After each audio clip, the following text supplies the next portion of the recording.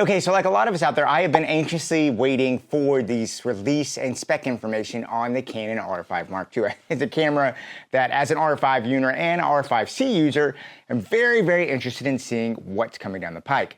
But I gotta admit, I was completely blown away this week with the complete surprise announcement, to me at least, of the Canon C400. And this C400, in my opinion, actually completely changes the calculus of buying an R5mk2. And if you're interested in the R5mk2 for certain reasons, I do want to talk to you about that today, because I think this is something that, as an R5mk2 potential owner, the C400 could be something that really changes if you need that camera, and if maybe the 400 is a better choice. Let's go ahead and take a look at why I think that. Oh, hey, and do me one favor. If you find this video interesting in any way, go ahead and hit that like and subscribe button. It's really hard keeping a YouTube channel up and running these days, and your subscriptions are the absolute thing that keeps this thing going. Now, I am making this video without knowing all the specs of the R5mk2, but as it stands right now, almost every indication of the R5mk2 is that, at least from a photography perspective, it's not going to be that different from the R5. I know it's going to have a backside illuminated sensor that's going to give us a little more dynamic range. I'll be honest, the R5 already has incredible dynamic range. And really what that comes down to is the R5, as it stands right now, is actually my favorite photography camera of all time. The ergonomics, the autofocus, the file flexibility, all of it is superb. I mean, I have used the R5 on countless high-end commercial campaigns, and I have never had any issue with it whatsoever. I mean, and honestly, if I was to sit down and look at the Canon R5 as someone that's been using it now for several years, I mean, the only gripe I would have, even after literally thousands and tens of thousands of photos, is, you know, I wish there was a 61 megapixel option, but it doesn't look like that's coming on the R5mk2 either. So, based on all the rumors that have come out now on the R5mk2, which I think we're getting close enough to the release that they're getting fairly spot on, it really looks like the only major changes that are going to be coming on the photo side of the R5 is we're going to see some AI stuff in AF. We're going to get IA autofocus detection. And all those things are going to be nice features. I mean, don't get me wrong, interested in seeing those work out. But if I'm also being completely honest, on the photo side of things, I'm already getting about a 97 to 98% autofocus accuracy on every shot on the current R5. I'm not going on any shoot and honestly feeling like I'm having any autofocus problems whatsoever on the R5. So on the photo side of things, I am still very, very happy with the current R5. I actually don't have a huge need to upgrade that on the photo side. Now, the video side of the R5 and even the R5C, let's be honest, is where things really start to get interesting. Because as a current R5 and R5C owner, it's the updated video capabilities that are potentially there in the R5mk2, not the photo side, that really makes me interested in this camera. I mean, let's be honest, it's going to be a $4,000 camera when we get into it.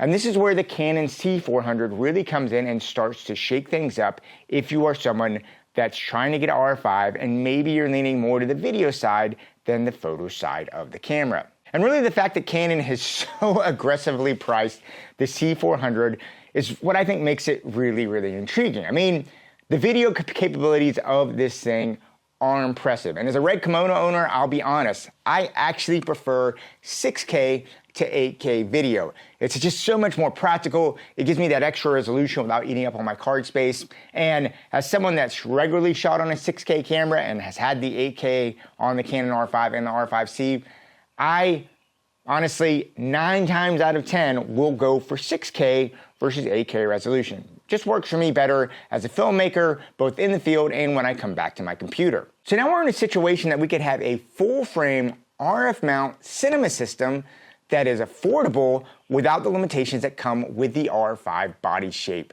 Man, that makes this a really hard decision, because let's be honest, if you're really leaning more to cinema and you think that's where you're in video stuff and that's where you're gonna make more money as a content creator, then the R5 and R5C both make great video. I really enjoy making video for them. But as you start to get in more and more productions, there are just inherent limitations in the form factor of a mirrorless camera, especially if you're starting to really add on bigger crews.